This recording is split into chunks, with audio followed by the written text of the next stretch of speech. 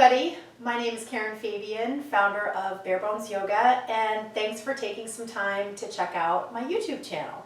So if you've been here before, you know that I'm all about yoga teaching and anatomy and learning ways to blend your anatomy knowledge into the cues that you use.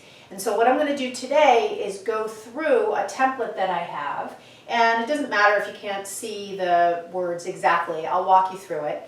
However, I want to share with you that this template is one that I use to go through every single yoga pose, and it's helpful when you're looking at poses and you want to understand the anatomy to have a systematic way that you look at each one. It's much harder if you look at, let's say, down dog, and you're kind of looking at the pose and trying to figure out the muscles, and maybe you're looking at what muscles are stretching, what muscles are contracting, and then you go to Warrior One and you're looking at movements of the joints, and maybe you forget to look also at what muscles are lengthening. So this way you have a template, and a template is a really, really great format to use when you've got a subject that's challenging to learn. And one of the things that I hear from yoga teachers all the time is that anatomy is such a big subject. It's really hard to learn. And in fact, many of the teachers that enroll in my programs have already taken their 200-hour training, where 20 hours of anatomy was presented.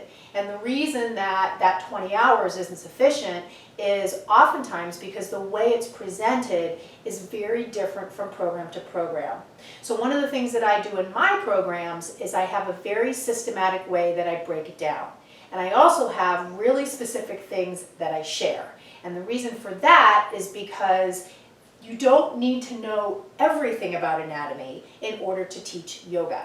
And this is another area where teachers get tripped up. They take their 200-hour training, they realize they still don't understand any anatomy, and they go off on their own to try to figure it out. And they end up on YouTube here, on the internet, searching articles, maybe they buy a book, and they end up going down the rabbit hole about things like muscle contractions, cellular changes, energy exchange, things that are so detailed that they get lost in the details and feel more confused than ever. So if that's been your experience, I want to encourage you at the end of watching this video to visit my website and get on the wait list for my Blueprint Learning Program. And I promise you this is a very systematic and easy way to learn this challenging subject. Now, as far as this format is in my anatomy manual, which you actually get for a bonus, when you enroll in the Blueprint Learning Program. And all the major poses are broken down according to this format. So let's just kind of scroll through. I didn't think before this video of what pose I was going to do. You know what? Let's do upward dog. Last time I did a video last week, I did downward dog. So let's do upward dog because that's another common pose. So let's use the format so you can experience how it goes, and I'll go through each item with you. So the first thing is name of the pose, upward dog. The second thing is primary action. So primary action refers to what's the point of the pose? And this is really helpful to share with your students because many times they won't know. So here in upward dog, as you look at the pose and in your experience of doing the pose, what would you say is the benefit of doing upward dog? Now keep in mind there's a lot of different benefits for different poses. I would say one of the main benefits of upward dog is strengthening the spine. Now one of the things I want you to understand, and we'll get to this when we talk about the muscles, is why I'm saying strengthening the spine. You might look at that and you might say that's stretching the spine. However, in order to know what is strengthening, we have to understand what muscles are involved. So keep in mind, when we begin to back bend, which I'm doing here from standing and I was obviously doing in up dog, we're using muscles to take us in this direction. So this direction is spinal extension versus this direction, which is spinal flexion.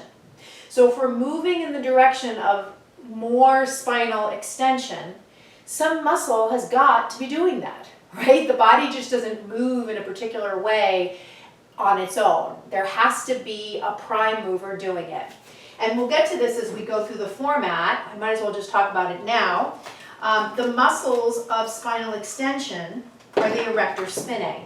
And the erector spinae, of course, are going to be close to the spine, right? Because the spine is what's bending in that direction.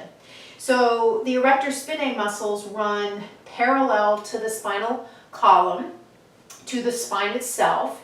It's comprised of 3 different muscles that run one next to another.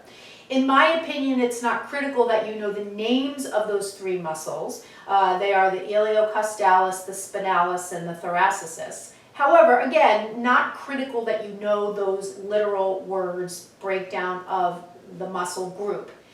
More important as a teacher that you know that muscles of back bending, where they are, and that their name as a group is the erector spinae. Now you'll notice the word erector spinae, you can kind of break it down to figure out what it does. So if I say something is an erector spinae muscle, it keeps you erect and it's close to your spine. So some muscle groups and some muscle names, just in the name, give us a clue as to the action that they do. So here, the erector spinae group of muscles, those 3 muscles, work to help us create the back bend. So primary action, we're saying back bending, strengthening the spine. So key actions of the pose. So key actions of the pose could be the cues that you use if you're focusing your cueing on action. So here I could say things like, press your hands and the tops of your feet down. I could even say, draw the shoulder blades closer together. I could also say, squeeze the thighs. I could also say, relax your belly. I could also say, lift your thighs off the ground a bit. And I might also say, squeeze around your sitting bones. Squeeze around your seat. So those are some different action cues that I could use in teaching the pose. So the next thing is muscles at work. And I want you to always think about the framing of cueing to muscles through the frame of what's at work. I mentioned in the beginning of this video learning about muscular action, and I'm sure you can assume or know that muscles act to do things, right? If I'm bending my arm, I'm flexing my elbow, some muscle is doing that, the biceps. So in that action, it's concentrically contracting. So that's a muscle that's working to create movement across a joint. This is a really good way to focus your cues when you're teaching. It's a way to help your students understand what muscle is at cause, what muscle is working to create the joint movement. It helps them learn the muscle name, and it helps them connect what you're asking them to do in the cue with the muscle responsible for helping them do it. And so this is a really, really great way to help your teaching translate into learning for your students rather than just kind of bathing them in cues, just the words. And the information you're sharing with them, they can use in their life. They can use as knowledge to add to their overall understanding of the body. This is a way that you can shift your teaching from just being very transactional, what's happening in this one class, to being really impactful, meaning you're sharing things that is going to impact their life off the mat as well. And that's one of the things that can happen when you really learn anatomy and how to share it in your cues. Your teaching will shift from being just transactional, one class, and that's it, that's where my impact ends, to impacting your students beyond just that one class. So we're going to look at muscles at work concentrically contracting. We already said erector spinae, great. Shoulders are in extension here. I'm actually going to cover 2 things because along with muscles at work, there's position of joints. So we said position of the spine is extension, erector spinae is concentrically contracting to do that. Position of the shoulder joint is adduction and extension. A big adductor muscle is the latissimus dorsi running from the thoracolumbar area to the humerus, and also the teres major running from the humerus to the scapula. Adduction of shoulders, not scapula, shoulders, would be the responsibility of the pectoralis minor, pectoralis major, anterior deltoid. And then as I come into the pose in terms of the lower body positioning, my hips are in extension, my knees are in extension, and my hip extensor muscles are my gluteus maximus and my hamstrings in the posterior part of my body. And of course, my knee extension musculature is the quadriceps complex. So that gets us through a number of things. So now we can look at modifications or contraindications. So if someone presented with lower back pain in a full extension of the spine, to moderate, you could have them bend the arms a little bit or let their legs drop on the floor. So anything that decreases the angle of that lordotic spine, that back bend, could potentially impact a feeling of discomfort for someone in the posture. The other thing that could potentially impact it, rather than decreasing it, is to contract the glutes more and to support the back through the muscles below the spine. So that's another technique you can use. Things to look for, red flags. A really common one is out of alignment. Having the hands in front of the shoulders rather than the shoulders over the wrists. Another really common one is not using the feet and to just have the pose be supported primarily by the upper body. Once you cue people to the hands and the feet, they're able to use their legs more as a contributor.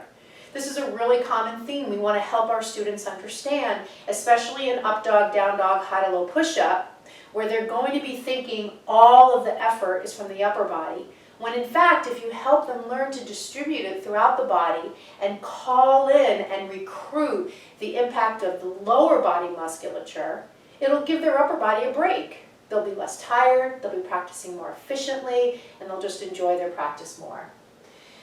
And then the last thing is speaking to spirit. We don't want to forget that, of course, yoga is a mind-body experience, not just all about the anatomy. So as you teach this posture, what might be something you could say to speak to kind of the esoteric, the creative, the expressive? So you might say something like, set your gaze ahead, feel the strength in your body.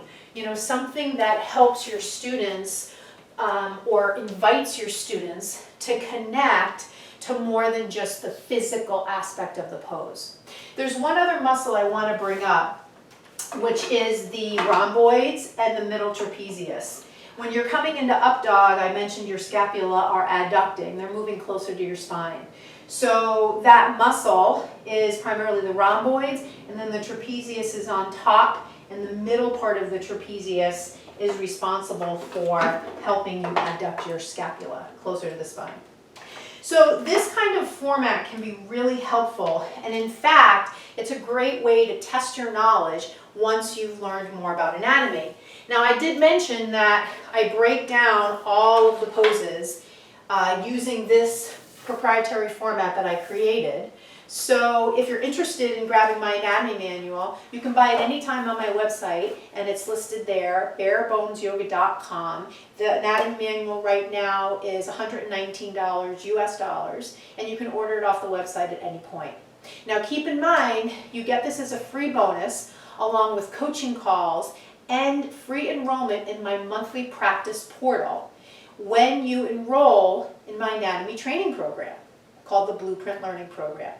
Right now it's closed for enrollment. However, you can get on the wait list. When you go on the website, all you do on the home page is join the wait list. And when I open enrollment, which I do every couple months, I'll let you know that enrollment is open and you can decide if the time is right.